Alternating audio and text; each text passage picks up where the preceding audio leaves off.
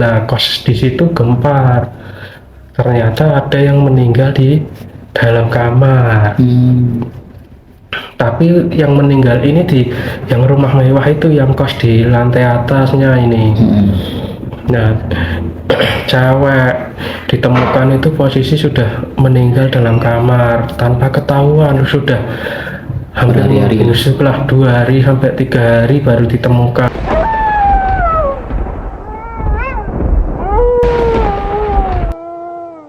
Seiring berjalannya waktu, dia pindah kerja ke yang lebih baik dalam hal mencari kehidupan yang lebih baik, gaji yang lebih baik. Dia pindah di sebuah tempat karaoke yang termasuk sangat besar di waktu itu di kota Semarang sebagai kasir.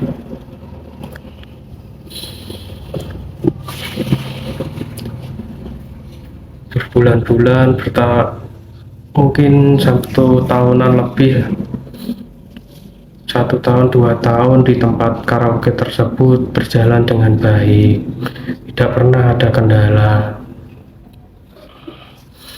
Dan tinggal di kos-kosan tersebut juga baik, lingkungannya juga baik, kos-kosannya, masyarakatnya baik. Cuman kos-kosannya tersebut memang memiliki cerita yang sedikit lain dari yang lain. Kos-kosannya tersebut sangat luas, terdiri dari rumah 2 lantai. Belakangnya itu masih ada lagi beberapa sekat kamar. Waktu itu adikku tinggal di belakang. Ukuran kamarnya pun sangat berbeda-beda. Aku kan sering main ke tempat tersebut karena kan memang tidak terlalu jauh. Apalagi pekerjaanku waktu itu memang sering di luar, jadi kadang aku sering mampir ke tempat ibu dan adikku. Ukuran kamar berbeda-beda, harganya pun juga berbeda-beda. Dan setelah aku main ke tempat itu dan aku akrab dengan orang-orang daerah tersebut di lingkungan kos-kosan tersebut, ada yang bilang padaku, kok adikmu betah sama ibumu tinggal di kos-kosan itu ya mas? Terus saya bilang, lah kenapa ya bu? Di situ kan angker mas, apalagi yang di atas itu di depan. Tadinya aku tidak percaya dengan hal-hal seperti itu, tapi sewaktu sore waktu itu aku main setelah maghrib, motorku aku parkir di samping rumah yang tingkat. Setelah aku standarin, aku baru berjalan 3 langkah atau 4 langkah. Itu di parkiran itu berjejer motor, ada juga beca, ada juga sepeda ontel. Kos-kosan itu tuh kos-kosan yang rumah tangga bisa, single bisa, pasutri bisa, kos bebas ya. jadi itu aman. Yang penting itu jelas statusnya. Kalau pasangan juga harus suami istri resmi. Jadi kita tuh di parkiran itu ada campur aduk, kadang motor, kadang beca, kadang sepeda, kadang gerobak. Soalnya kan ada juga yang jualan keliling tapi kos di situ. Lah baru 3 langkah saya melangkah, tiba-tiba terdengar suara jeglek. Aku berhenti, masa motorku bunyi. Di samping motorku tuh ada sepeda itu punya anak penjual es kalau nggak salah waktu itu anak itu tuh masih SD lah. Sepedanya itu sepeda cewek yang di standarin tengah, kayak merek-merek semacam ya, sepeda cewek itulah. Standarin tengah lah, tak lihat. Aku menoleh ke belakang gini, ternyata sepeda itu tuh berputar sendiri pedalnya, kayak ada yang naik. Ngayuh ya. Ya. Waktu itu padahal waktu setelah kurang lebih adzan maghrib lah, selesai adzan maghrib. Kebetulan kos-kosan itu tuh beberapa meter dari kos itu tuh ada masjid, tapi dekat juga dengan area persimpangan kereta. Nah, setelah aku menengok, loh, sepeda kok muter dewe ya aku. Padahal tidak ada orangnya, jelas tidak ada orangnya. Sampai sepeda itu tak samperin, tak pegang-pegang tuh joknya, setangnya tak gerak-gerakin, tapi pedal itu masih berputar. Terus pedalnya itu tak pegang, tak berhentiin, akhirnya berhenti. Terus aku tinggal jalan 3 langkah berputar lagi. Tuh, kok bisa kayak gitu ya? Sampai aku tuh baru ini aku lihat ada kayak gini di sini. Apa bener ya omongan mbak-mbak kemarin itu? Terus sampai tak panggilin sama yang punya sepeda, Pak, itu Pak sepedanya anak sampean. Bapaknya itu datang, kenapa Mas? Itu loh sepeda kok muter dewe ket mawi ngono. Akhirnya sepeda itu standarnya dijeglekin sama bapaknya, terus di standar samping, akhir baru bisa berhenti itu sepedanya. Nah, setelah itu saya masuk ke dalam karena kan lokasi kos kamar adik saya yang belakang rumah yang tingkat itu, yang di depan di rumah tingkat besar satu lantai ya. Berarti kalau lantai dasar kita naik lagi ada kamar-kamar itu 1 lantai apa 2 lantai itu namanya? 2 lantai. Nah itu juga ada kos-kosan, tapi waktu ini adikku masih di belakang yang rumah mewah ini. Nah begitu aku masuk dalam, aku cerita sama ibuku, terus ibuku bilang, iya kos-kosan ini memang agak angker bahasanya seperti itu. Nah baru seperti itu terus ibu cerita, kemarin adikmu balik jam 4:30. Lah sebelum masuk kamar kos ini, kamar kos kan itu ada jendelanya ya Mas ya. Jadi tiap kalau kita habis parkir motor di samping rumah yang kamar rumah kos yang depan yang 2 lantai itu, kita kan harus jalan menuju kamar kita masing-masing yang belakangnya rumah mewah 2 lantai itu. Nah sebelum masuk ke kamar kita itu kan kita tuh kadang kan hadapan sama jendela, yang jendelanya tuh letaknya pas sebelah pintu, jadi itu kita bisa lihat kayak cermin itu. Nah adikku tuh pulang waktu itu masuk shift malam, dia pulangnya kan kalau masuk shift malam tuh kadang 4:30, kadang jam 4, tergantung dari sananya, rata-rata jamnya seperti itu. Kebetulan tempat kerjanya sama kos itu tidak terlalu jauh. Nah paling 10 menit 5 menit 10 menit lah kan, kalau malam jalanannya sepi Mas, enggak ada, paling 5 menitan, nggak sampai 10 menit udah sampai kos.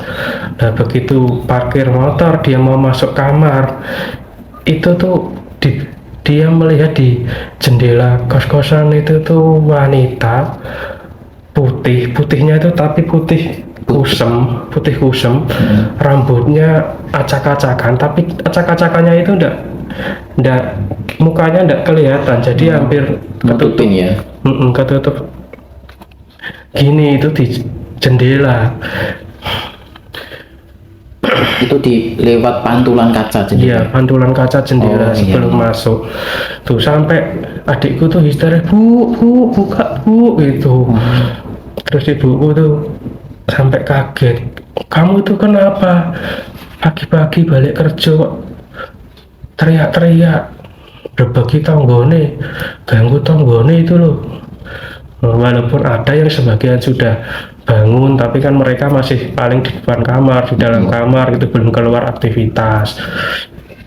Aku ngerti cewek rambutnya panjang tapi serem bu, neng endi lebih mau neng ngarep kene, tapi baru aku neng ngarep jendela iki.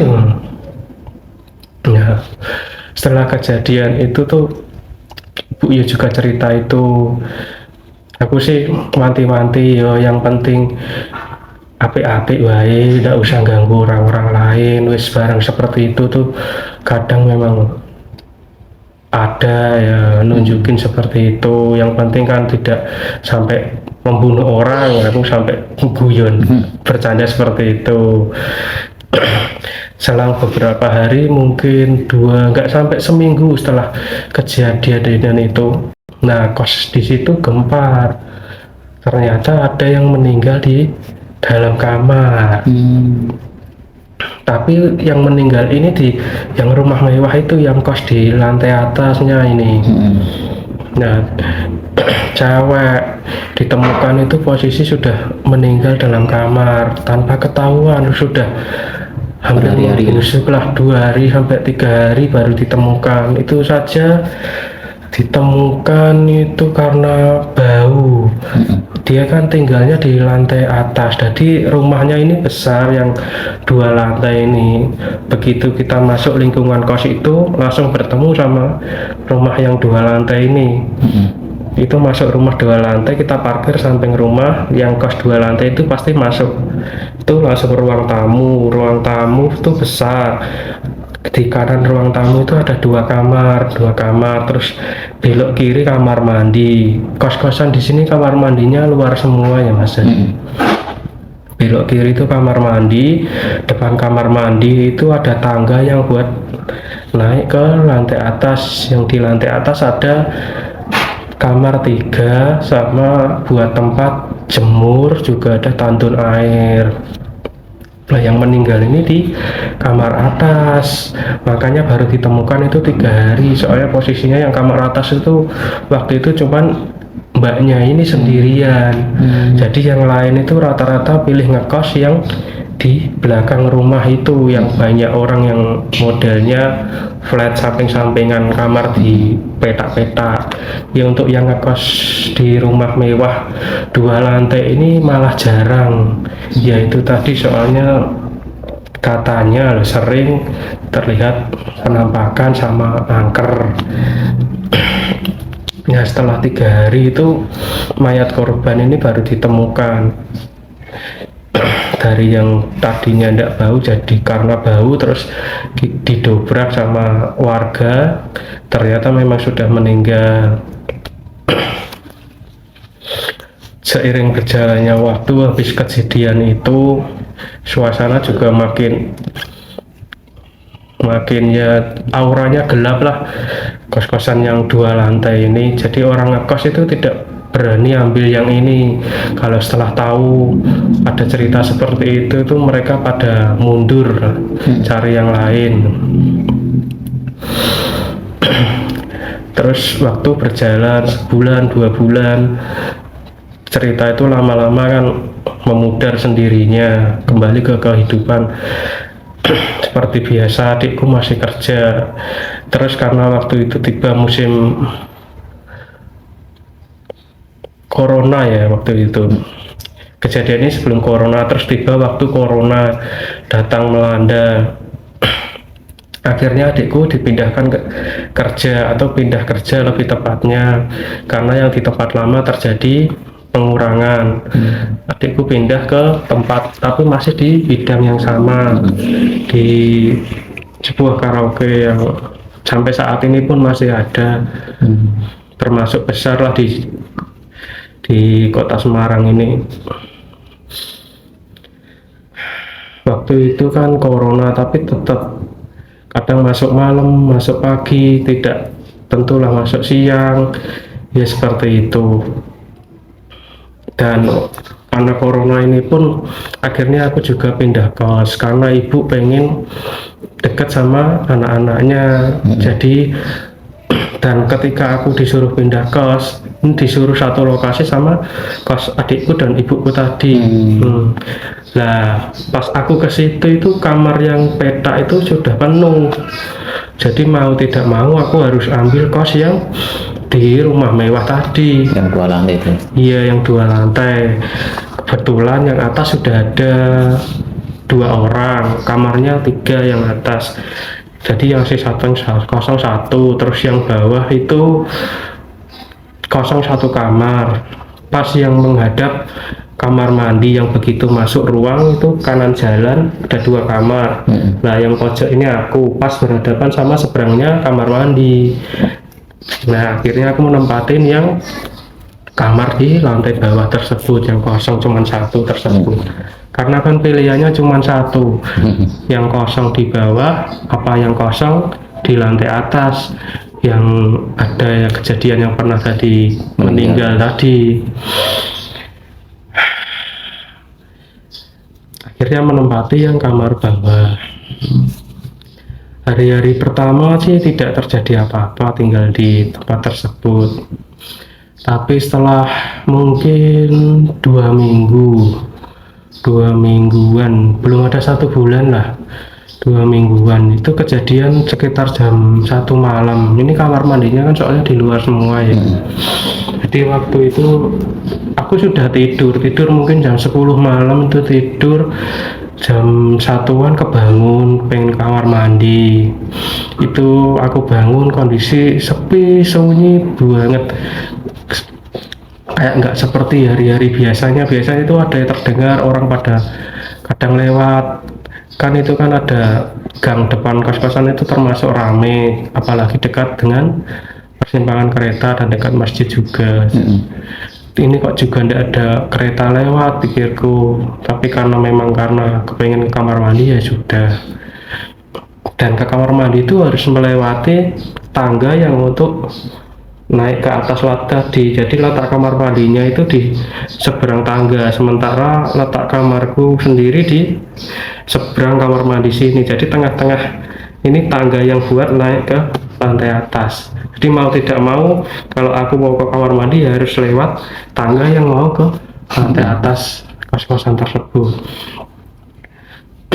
Tadinya sih sebelum keluar itu baik-baik saja, tapi begitu aku mau setelah keluar kamar, mau tidak mau kan kamar kalau kita keluar kan harus dikunci, menjaga sesuatu yang barang hilang atau apa. Kalau kita di kos tidak ada yang jaga kamar itu kan kita kamar mandi setelah aku kunci kamar mau jalan itu tiba-tiba tuh leherku sini tuh merinding, tidak tahu kenapa kok gini ya.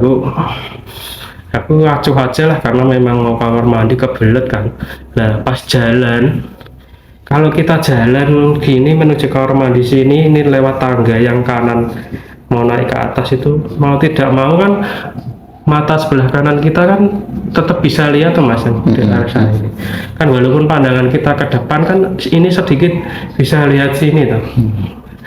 Nah itu jelas banget aku lihat tuh tangga yang mau naik ke lantai atas tadi.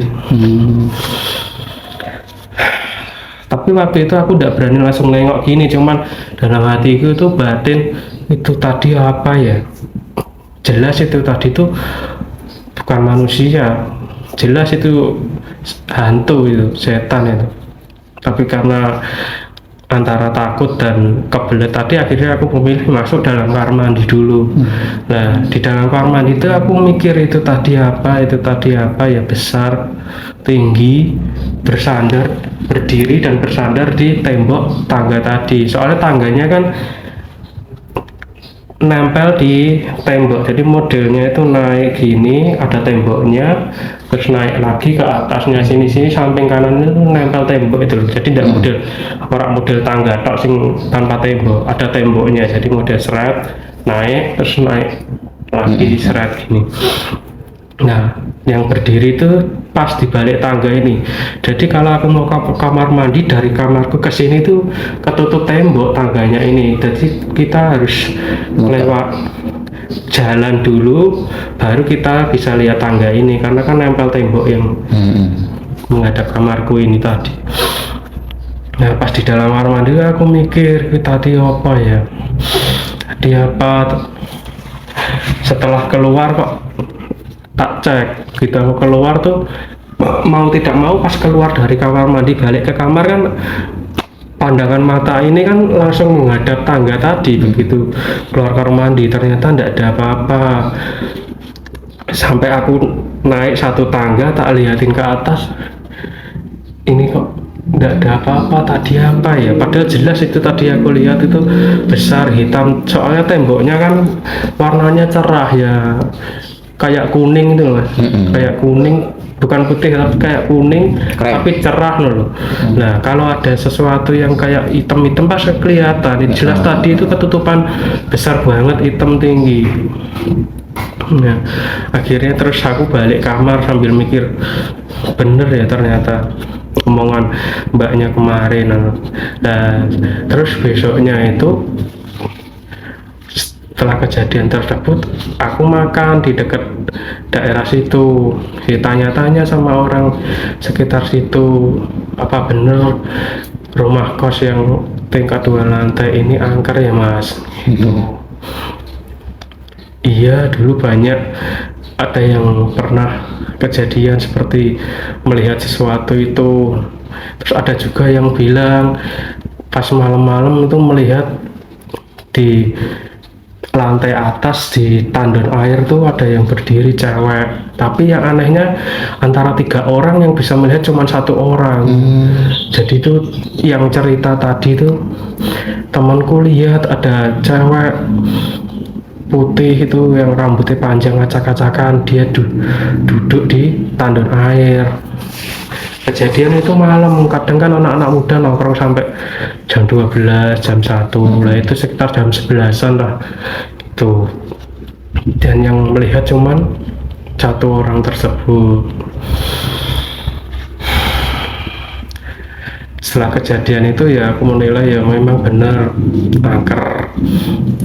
Kemudian berjalannya waktu, tiba-tiba adikku itu sakit. Sakitnya ini batuk mas, batuk kayak mirip batuk berdahak lah suaranya itu. Jadi kalau batuk dari kamar dia sampai tempat parkir motor itu sampai terdengar batuknya itu, karena saking keras atau anunya.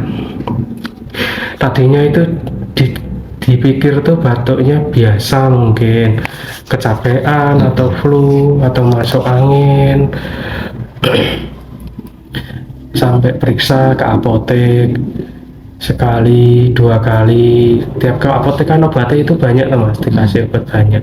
Itu dokternya pun cuman bilang batuk mbak gini-gini, cuman dikasih obat lah waktu itu ke apotek. Sampai sekali 2 kali belum sembuh, sebulan 2 bulan itu belum sembuh.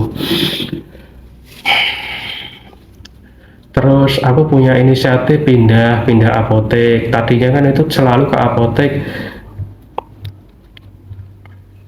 ya apotek inisial G lah di kota Semarang yang udah terkenal. Terus kita pindah ke apotek lain di tempat lain lah, itu juga tidak sembuh. Ada sekali periksa itu ratusan ribu lah, 150 kadang 200 itu sekali periksa sama obatnya itu, kadang malah lebih. Itu juga belum sembuh. Sampai ada orang bilang diajak ke tempat sini mas, adik saya sebut nama saja, namanya Wiwi. Kayak Mbak Wiwi diajak ke sini mas, orangnya pinter, bisa nerawang gitu. Akhirnya adik saya ikut orang tersebut, diajak berobat ke daerah Semarang Utara. Katanya di Terawang diikuti kodam leluhur atau apa gitu, kayak simbah saya gitu, kodamnya simbah saya itu pengen ngikut sama adik saya, tapi kondisi fisik adik saya tidak kuat, makanya seperti itu. Tapi memang antara aku adikku tuh, kalau aku wajahku mirip sama ibuku, banyak yang bilang seperti itu. Tapi adikku ini wajahnya mirip sekali dengan almarhum simbahku malahan. Itu masyarakat tetangga desa, bahkan pak adikku, bule-buleku itu kalau nyebut adikku ini titisannya simbah, wajahnya seperti fotokopiannya simbah gitu loh. Jadi adikku ini wajahnya tidak mirip sama bapakku, tidak mirip sama ibuku, dia mirip banget sama almarhum simbahku. Ya, ada yang bilang itu tadi ada kodamnya Simbah apa yang ikut seneng sama adik saya. Terus masih kondisi sakit, masih kerja mas, dia ndak jarang libur. Kalau ndak parah sakitnya itu pasti masih kerja. Terus karena kondisi memang tidak bisa sembuh, ini sudah tadi periksa ke apotek ini apotek itu, mungkin 10 apotek sudah ada lah. Bahkan aku pernah minta obat ramuan ke apotek daerah ya Semarang, apotek apa itu yang terkenal lah dekat Semarang Utara atau Semarang, tidak berani nyebutin nyaman itu sampai ratusan ribu cuman minta obat racikan dari apotek tersebut, yang katanya masyarakat sama orang-orang sini apotek itu mandi. Itu udah 3 kali aku minta ke situ obat racikan gitu masing diracik dewi itu loh. Nah itu juga ndak sembuh. Terus ke dokter juga sama, cuma dikasih obat itu tidak sembuh, masih batuk terus. Yang anehnya itu cuman batuk aja mas, jadi tidak pusing, maksudnya nafsu makan juga masih normal, pusing tidak, ya cuman batuk itu tadi, batuk tidak sembuh-sembuh. Waktu itu mas zaman corona sampai periksa itu juga tidak, ternyata memang tidak corona, tidak kena, negatif hasilnya, tapi batuknya ini tidak sembuh-sembuh.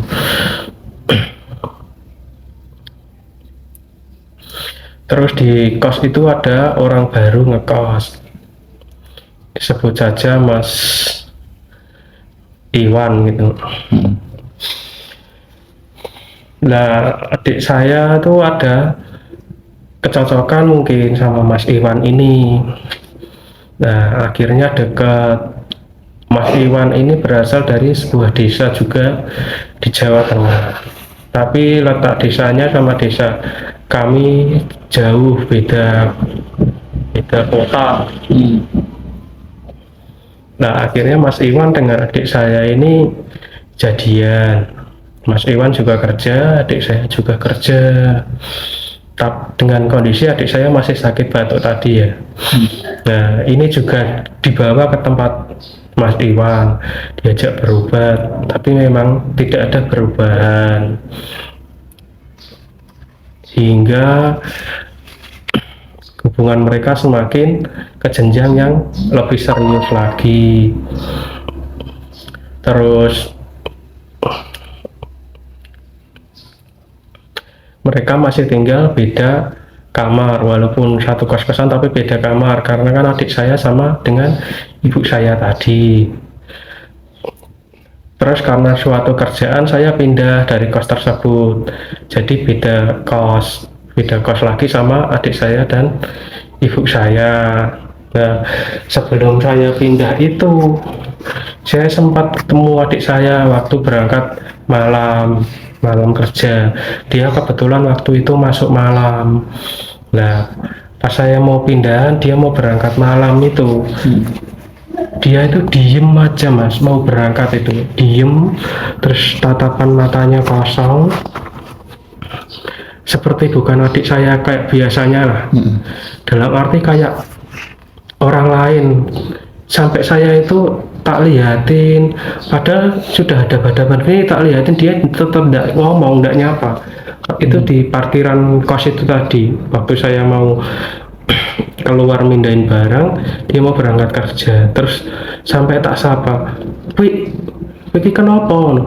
Itu masih diem, cuman ngeliatin saya sambil senyum itu, tapi senyum kayak nyeringai, kayak iya ngece atau nyeringai aneh, nyeringai, kayak pandangannya kayak ngecek.